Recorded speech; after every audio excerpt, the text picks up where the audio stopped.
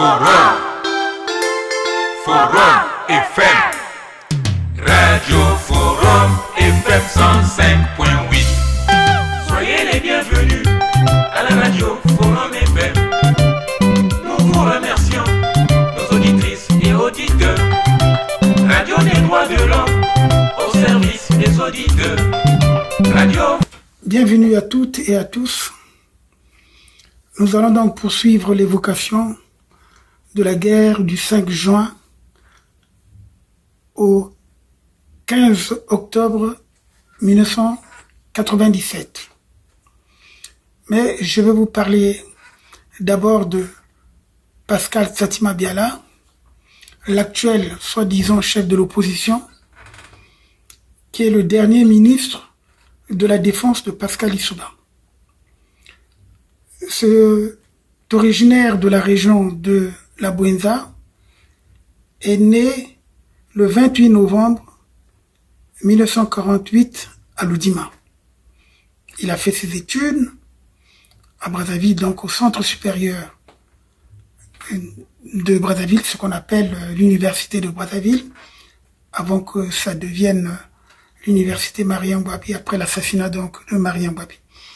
Il a obtenu par contre sa licence en histoire en 1975, donc 2 ans avant l'assassinat de Marien Ngouabi. N'ayant pas obtenu sa bourse pour le 3e cycle en France ou ailleurs, il est allé enseigner au lycée technique de Brazzaville avant de se retrouver successivement attaché à l'Institut de recherche et d'action pédagogique, ce qu'on appelle l'INRAP, en tant que chef de département, non, chef de service de la réforme de l'enseignement, puis conseiller du Premier ministre Ange-Édouard Pouny, qui a été Premier ministre donc en 1984 à 1989, avant que Scolati Poitiers ne succède justement à lui. Alors, pendant la présidence de Sassou Nguesso, il devient, il faut le savoir, membre du PCT. Et après la conférence nationale en 1991, comme vous le savez, le président Pascal Lissouba, Christophe Mukwege et d'autres responsables, anciens responsables du PCT, ont créé ce qu'on appelle l'Union panafricaine pour la défense, pour la démocratie plutôt sociale, c'est-à-dire l'UPADES.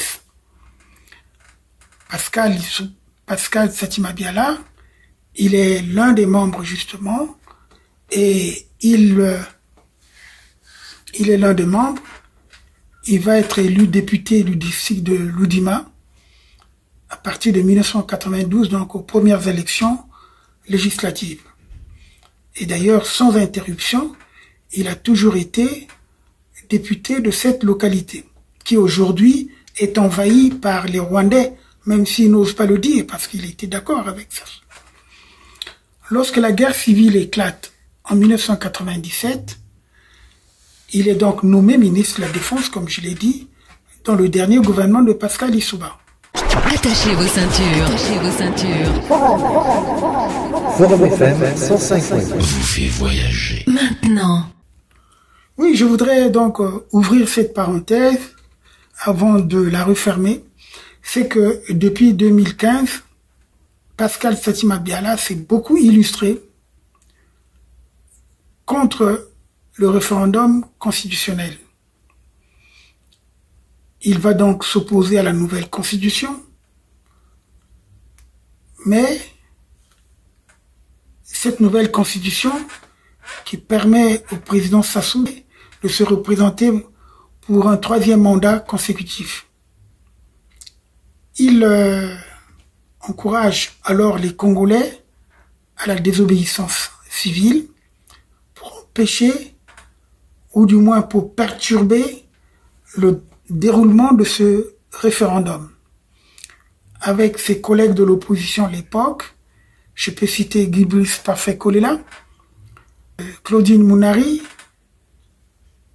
André Okombi Salissa, les Mirassa, les Mathias Nzon et bien d'autres, comme vous avez vu les images que nous avons diffusées pendant leur méga meeting de Brazzaville et également celui de Pointe-Noire. Mais curieusement donc, après leur résistance qui a été affaiblie par la France, parce que il faut toujours le dire, le répéter, c'est François Hollande qui va diminuer les ardeurs des Congolais, qui avait exigé l'application stricte de la Constitution du 20 janvier 2002. Donc, finalement, en 2016, tous les opposants sont allés aux élections. Donc, Fatima Biala, il est candidat de l'UPADES à l'élection présidentielle. Il va obtenir 4,40% des suffrages et finit 4e sur les 9 candidats, je crois. En décembre 2017, d'ailleurs, grâce à sa position de premier secrétaire de l'UPADES, parti d'opposition soi-disant, ayant récolté le plus grand nombre d'élus aux élections législatives, il est donc nommé chef de file de l'opposition congolaise par le Conseil des ministres. Ce nouveau statut, prévu par donc cette fausse constitution que je viens de dire, celle d'octobre 2015, et qui lui assure en théorie plutôt quelques droits et privilèges. Pascal Fatima Biala va donc déclarer alors vouloir tirer les leçons de l'élection de 2016 pour rassembler l'opposition autour d'un projet fédérateur. Et jusque-là, nous ne voyons pas ce projet fédérateur. Au contraire, il continue de détruire ceux qui se battent pour empêcher Sassou à se présenter éternellement, puisque depuis 2016, il y a eu une élection en 2021 où il n'a pas réagi justement sur la mort du candidat Guy-Brice Parfait-Kolela, mort pratiquement le jour de l'élection. S'il était un opposant sérieux qui jouait son rôle, c'est lui qui aurait pu mobiliser la population congolaise justement pour empêcher Sassou de se déclarer vainqueur d'une élection qu'il avait pratiquement volée. Alors donc, nous le considérons comme un illusionniste qui pratique désormais la magie et la prestidigitation de Sassou Nguesso. On l'a vu défendre le projet, par exemple, de la cession ou de la vente des terres congolaises au pseudo-rwandais. Ces déclarations étaient en ligne. Il a parlé même dans son fief. Donc nous l'accusons d'être trop conciliant vis-à-vis du pouvoir de Sassou, qui lui verse mensuellement un traitement équivalent peut-être à un ministre d'État. Bon, les gens parlent de 25 à 35 millions de francs CFA par mois, ce qui est considérable. Ce sont des salaires de la corruption dans un pays où le salaire minimum ne dépasse pas 200 000 francs CFA. On sait maintenant qu'il se rapproche donc de plus en plus des thèses du Parti congolais du travail, son ancien parti. Ainsi, son statut de faux chef de l'opposition devenu solidaire au pouvoir de Sassou est devenu à la fois solitaire, silencieuse, inactive et isolée au sein de son camp. Le peuple, comme les autres factions de l'opposition, ne reconnaissent pas son leadership. Surtout au niveau de la diaspora, il est décrié, surtout au sein des sections de son parti d'ailleurs, où il y a eu pratiquement une scission. Alors moi, je voudrais aussi ouvrir une autre parenthèse que je veux refermer. Je me souviens de notre entretien en 2015 au siège de Radio Forum à Bakongo, où il est venu me voir, accompagné de l'un de ses collaborateurs, un colonel, je ne cite pas le nom. Au cours de notre entretien, j'avais compris que ce n'était qu'un trouillard, un poltron, vraiment un poltron, parce que à l'époque, justement, la Radio Forum a été suivie, on lançait des mots d'ordre, et je me suis dit, c'est le moment où il faut faire une insurrection qui va réussir. Il faut renverser Sassou, que le peuple sera dans la rue. Donc, l'opinion était préparée. Mais je vous assure qu'il a été incapable d'accompagner ce peuple pour un véritable mouvement insurrectionnel que tout le monde exigeait. D'ailleurs, lors de la visite de Paulin Makaya à Ludima, à Madingu, il a fait partie du complot de ceux qui voulaient supprimer physiquement ce leader charismatique. C'est-à-dire, Paulin Makaya, c'était le seul en ce moment qui était plus outillé politiquement pour amener les populations à un véritable changement, à un véritable soulèvement. Il a fait ses preuves. Il était parmi les gens qui défilaient. Il quittait, dirais-je, Madibou, là où il vivait, jusqu'à Brazzaville notamment, pratiquement vers le marché total, avant d'être dispersé et tout, envahi. Oui, il n'y a pas eu cette solidarité, on l'a pas épaulé. Donc aujourd'hui, Clément Mirassa a bien raison de le confondre. Ce faux opposant doit être dénoncé. On doit continuer de le dénoncer. On a beaucoup de dossiers sur lui. On peut toujours en parler. Il n'a qu'à nous répondre. Parce que la compromission de Pascal Satima Diala est parfaite dans un état voyou, arbitraire et discriminatoire. Moi, sincèrement, je croyais en cet homme lorsqu'il était à la tête de cette fédération de l'opposition, où les réunions se tenaient à Diata. Je me souviens bien. Je me suis rendu, je crois, une fois en prenant le risque. Pourtant, j'avais ce qu'on appelle l'obligation de réserve en tant que responsable d'une institution constitutionnelle. Mais j'ai trouvé que cet homme n'était pas crédible. Comment peut-il se dire opposant et accepter, d'une part, une constitution qui, par son article 96, autorise Sassou Nguesso pratiquement le droit de tuer et d'être dans l'impunité.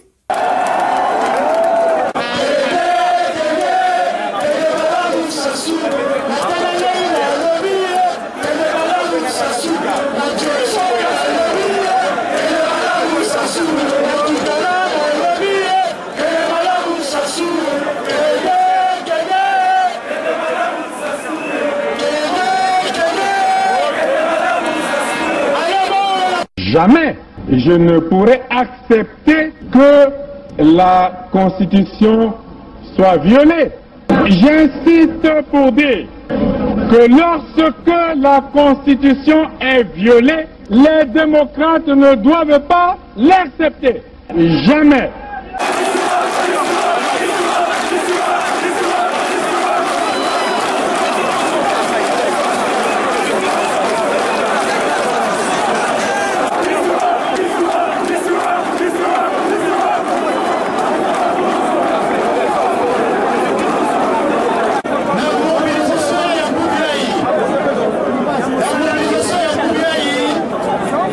Vous pensez que vous n'avez pas l'air, ils sont connus, mais vous verrez.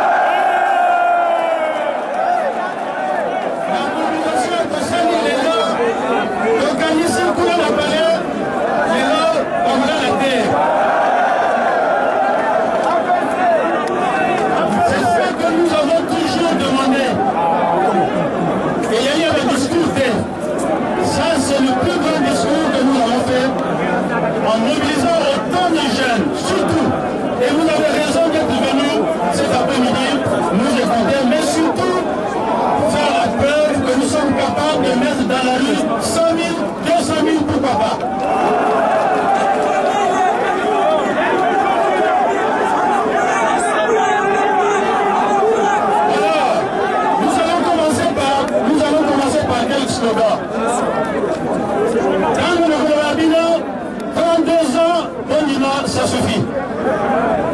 3 fois, ça suffit. Et Koki, il y a une fois là. Ensuite, je vais vous dire, la dictature, la division du peuple, vous répondez, c'est eux. L'unité nationale, la paix, la démocratie, c'est nous. Alors si la leçon était bien retenue, nous commençons. 32 ans de pouvoir.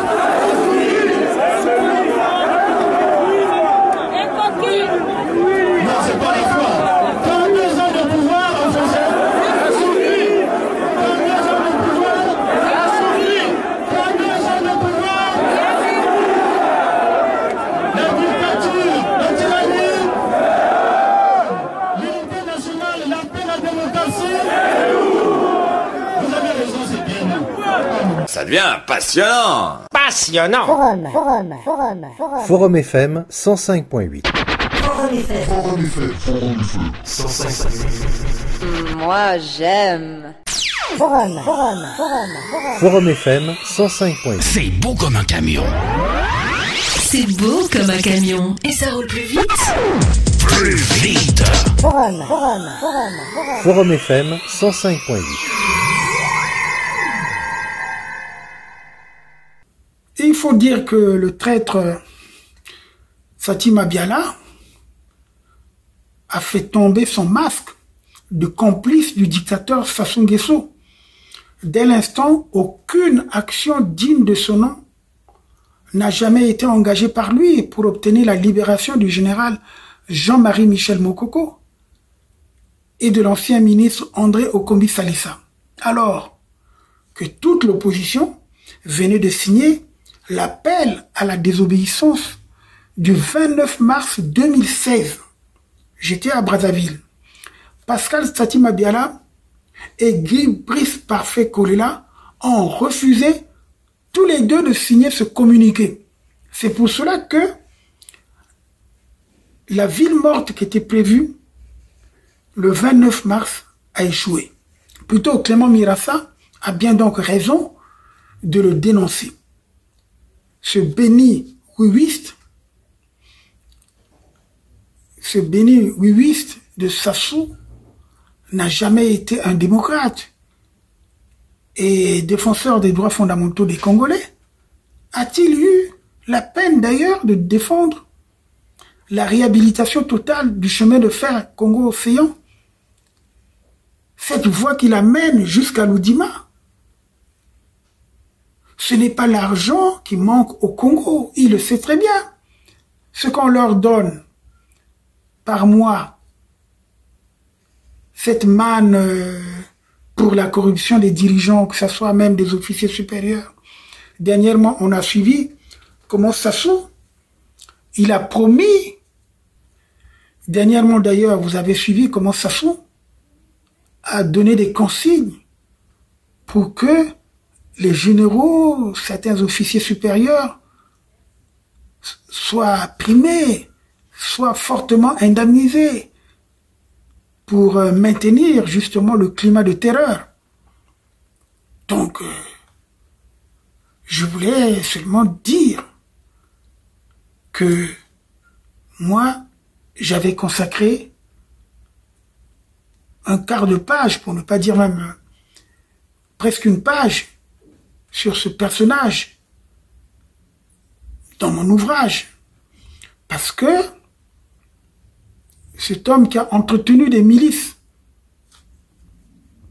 parce que cet homme qui a entretenu les milices d'Aubéville à l'Oudima de 1993 jusqu'au moment où il est nommé ministre de la Défense en juin 1997, oui, c'est bien lui qui a entretenu parce qu'il était député de cette localité.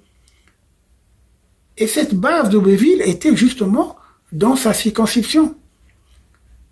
Donc je sais quel rôle il jouait. Reprenons donc avec le déroulement de cette guerre. J'arrête là et nous allons reprendre notre émission sur le déroulement de la guerre peut-être après-demain. En tout cas, je rassure les gens qui me voient justement dans cette situation où je suis justement en rééducation. Je le répète, pour les 2 pathologies que j'ai eues suite à un double empoisonnement, il faut le dire, je suis content de vous parler et également de vous faire des révélations parce que c'est notre mission. Demain, il ne faudrait pas qu'on parte en disant oui, celui-là est parti, il avait beaucoup de choses, il a des connaissances. Moi, j'ai déjà publié mon ouvrage où il y a pratiquement tout est consigné, sauf quelques petits détails que je n'ai pas pu donner et que je vous donne justement en faisant ces émissions. Donc, à bientôt, donc prochainement. Allez, merci. Forum FM, Radio Forum FM 105.8. Soyez les bienvenus à la Radio Forum FM. Nous vous remercions, nos auditrices et auditeurs. Radio des droits de l'homme au service des auditeurs. Radio Forum FM.